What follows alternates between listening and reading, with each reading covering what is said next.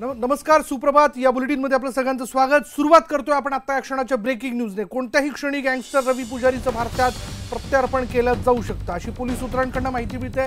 Gangster रवी पुजारीला पश्चिम आफ्रिकेतील सेनेगलमधून अटक करण्यात आली आहे. बंगळुरू पोलिसांनी रवी पुजारी विरोधात रेड कॉर्नर नोटीस जारी केल्यानंतर इंटरपोलने DICच्या मदतीने ही अटकेची कारवाई केली आहे. गेल्या 15 वर्षात रवी पुजारी विरोधात अनेक देशांमध्ये अजामीनपात्र वॉरंट जारी करण्यात आले.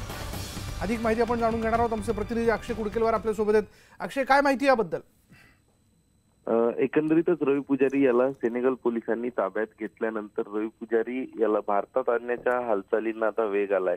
पण विशाल, आपण जर बघितलं तर रवी पुजारीला ज्यावेळी सेनेगल पोलिसांनी अटक केली त्यावेळी सेनेगलमध्ये रवी पुजारी हा अँथनी रॉड्रिक्स नावाने एक बनावट पासपोर्ट काढत होता आणि त्याचा गुन्हा आता रवी पुजारी याच्यावर सेनेगलमध्ये दाखल करण्यात आला. यासोबत रवी पुजारी त्याच्यावरती सेनेगलमध्ये आणखी 2 गुन्हे दाखल आहेत. त्यामुळे तिथली कायदेशीर प्रक्रिया ज्यावेळी पूर्ण होईल त्यानंतरच त्याला भारतात आणलं जाईल किंवा भारतात आणल्यानंतर त्या ठिकाणचा खटला चालवायचा का, या सगळ्याबाबत आता म्हणजे ज्या सुरक्षा यंत्रणा आहे यांचं बोलणं सुरू आहे. मात्र रवी पुजारीला शक्यता कमी आहे की तुर्तास लगेच भारतात आणलं जाईल.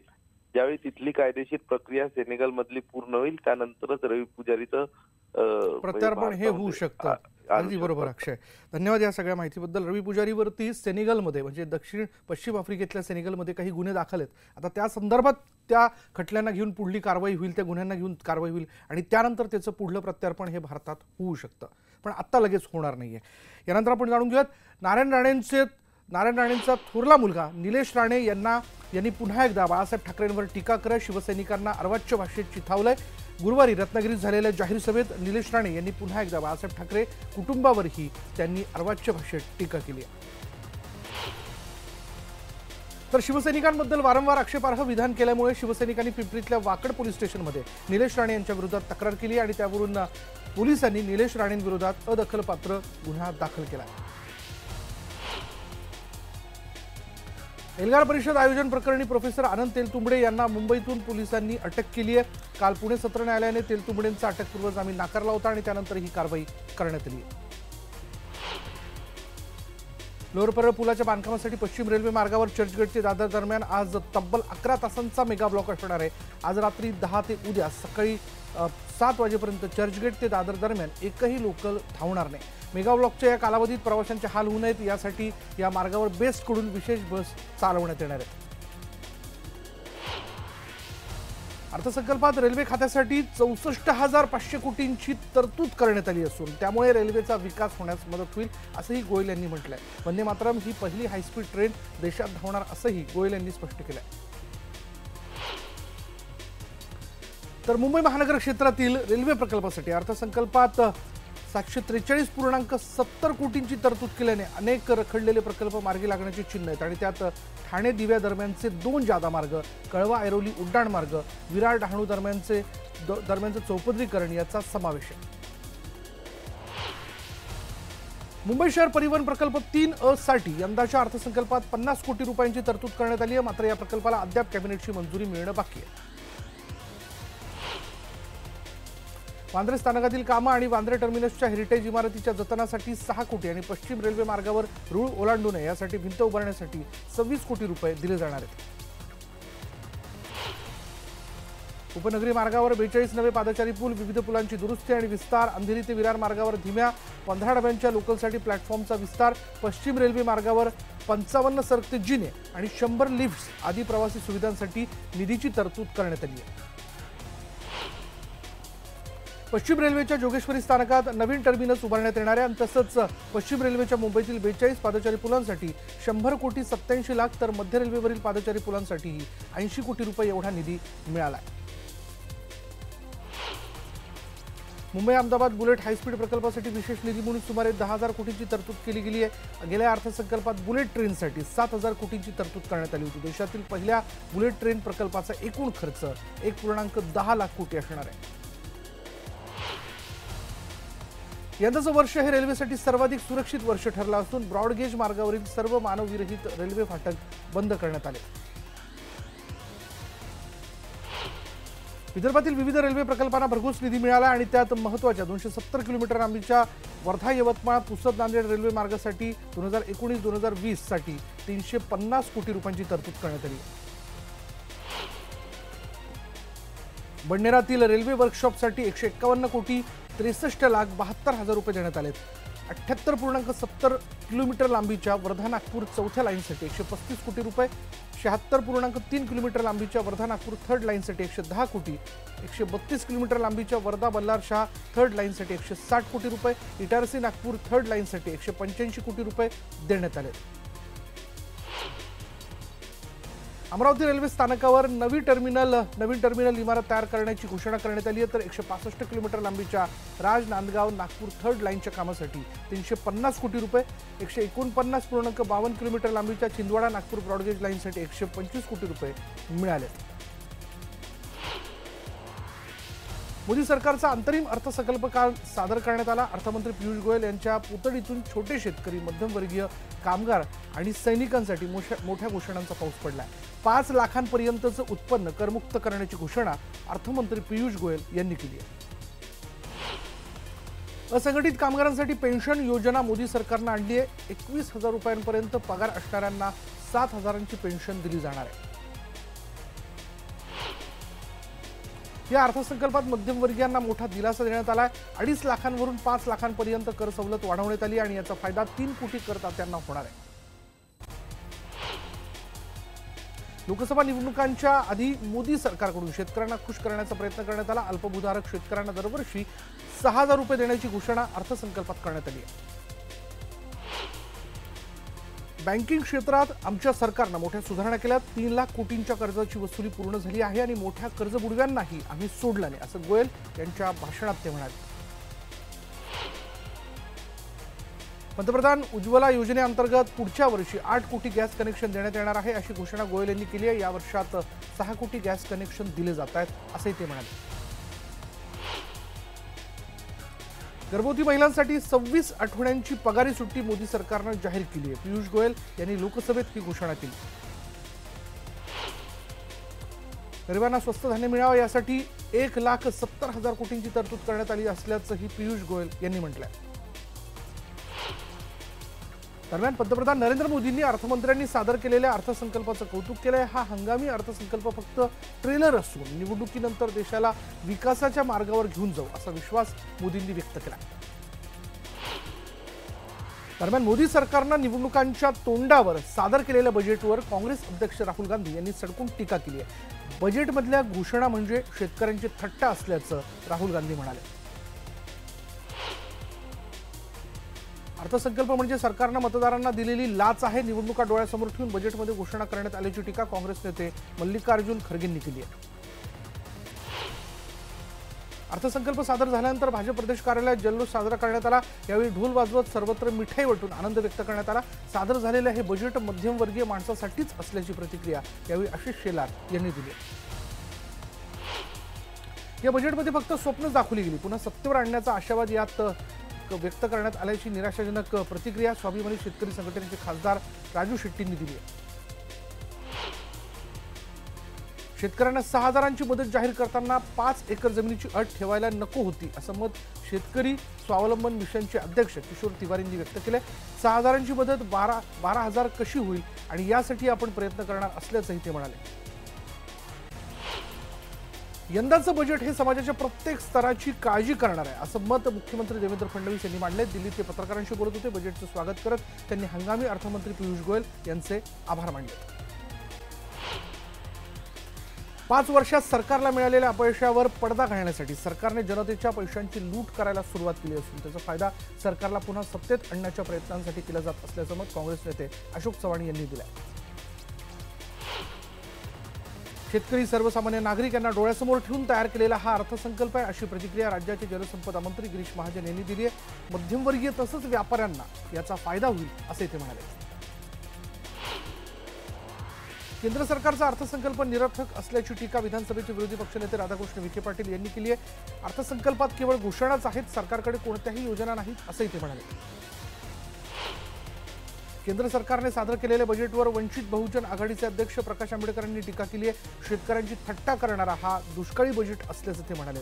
पाऊस पडणारच नाही तर पेरणी करून काय उपयोग, असा उपरोधिक टोलाही त्यांनी लगावला.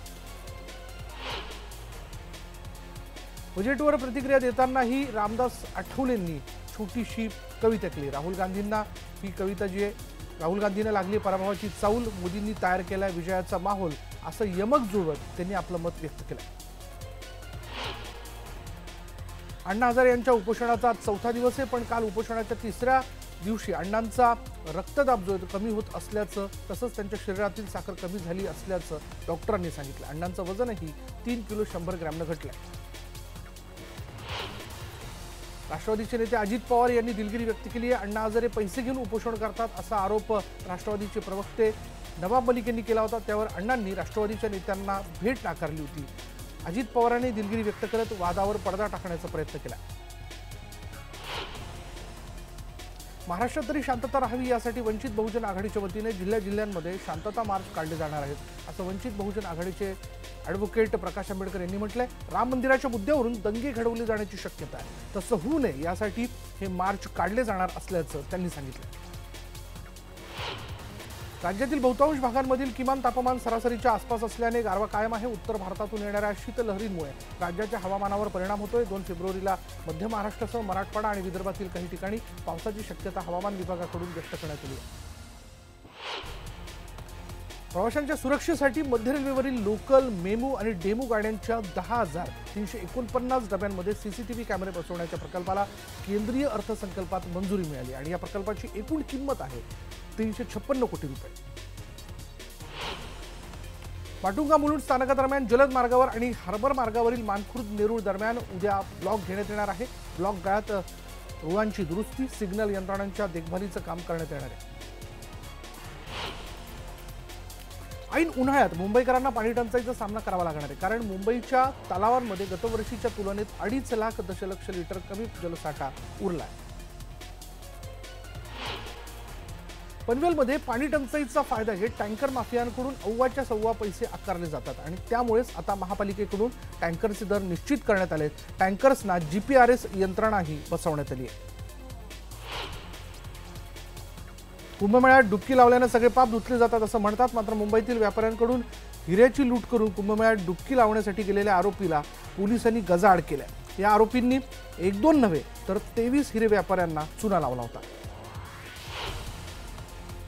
मोठा गाजावाजा करत उबरने जलवाहतूक सेवा लॉन्च केली, मात्र ती सुरू होण्याआधीच बंद पडल्याची माहिती उबरने ट्विट करून दिली आहे. गेटवे ते अलिबाग अशी उबर जलवाहतूक सेवा सुरू होणार आहे. आता उबर ही जलवाहतूक कधी सुरू करणार याबद्दल शंका व्यक्त केली जाते.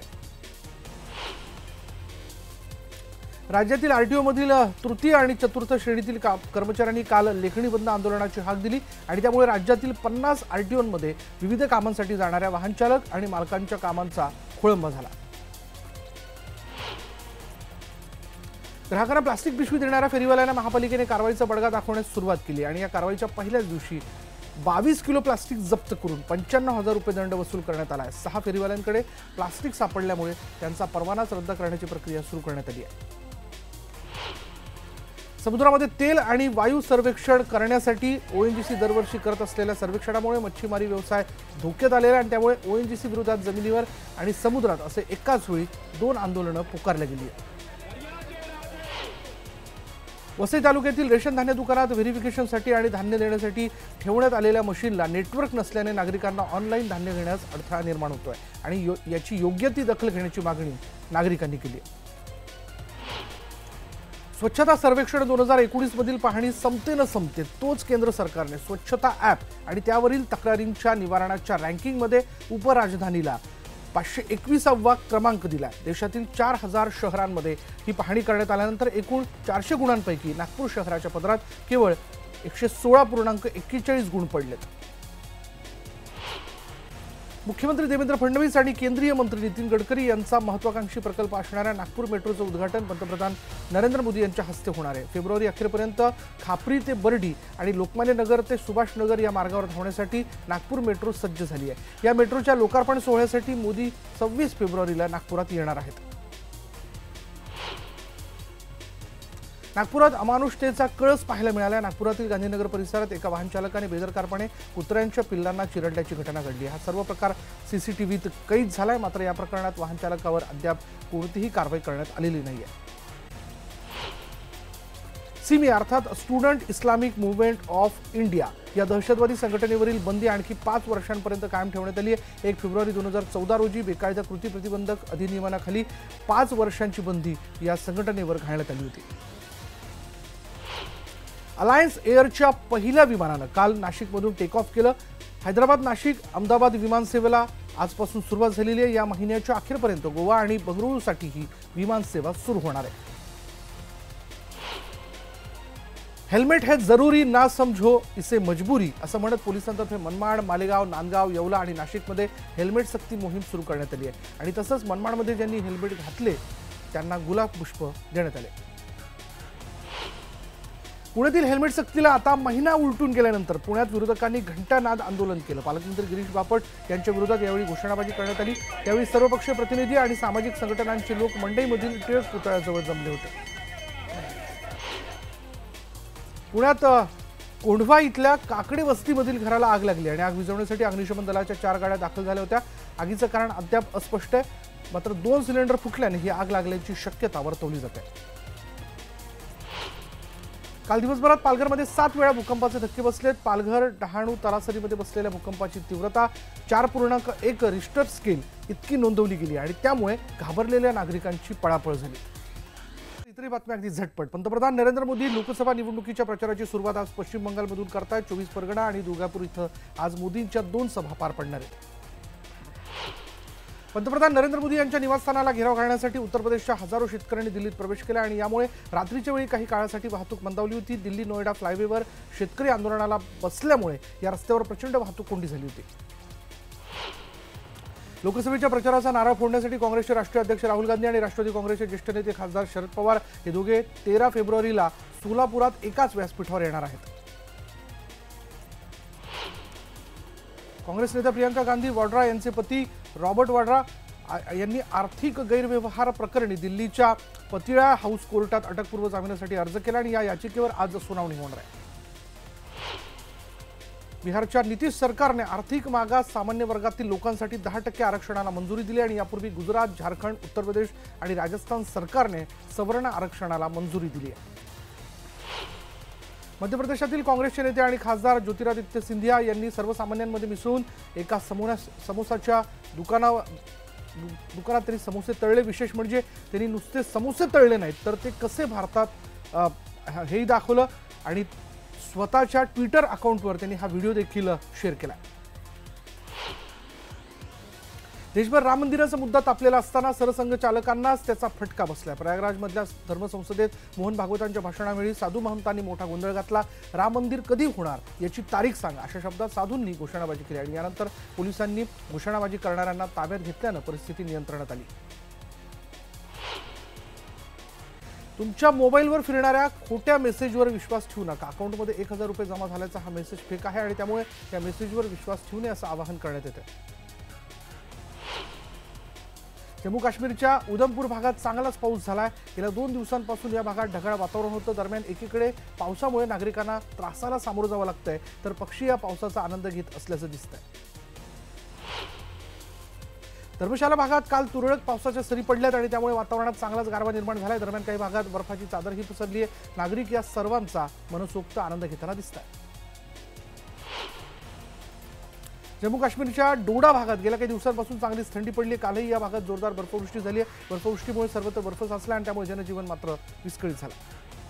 ब्रेकिंग काही आंतरराष्ट्रीय घडामोडी अगदी झटपट. अमेरिकेत मोठ्या प्रमाणात बर्फवृष्टी होते आणि त्यामुळे अमेरिकेच्या तापमानात कमालीची घट नोंदवली गेली आहे. अशा प्रकारची बर्फवृष्टी अनेक वर्षांनी होते आणि या थंडीमुळे जवळपास 5.5 कोटी लोक प्रभावित झाले आहेत. विस्कोसिन, मिशिगन, इलिनॉय सारख्या मध्य पश्चिमी राज्यांमध्ये अलर्ट जाहीर करण्यात आला आहे.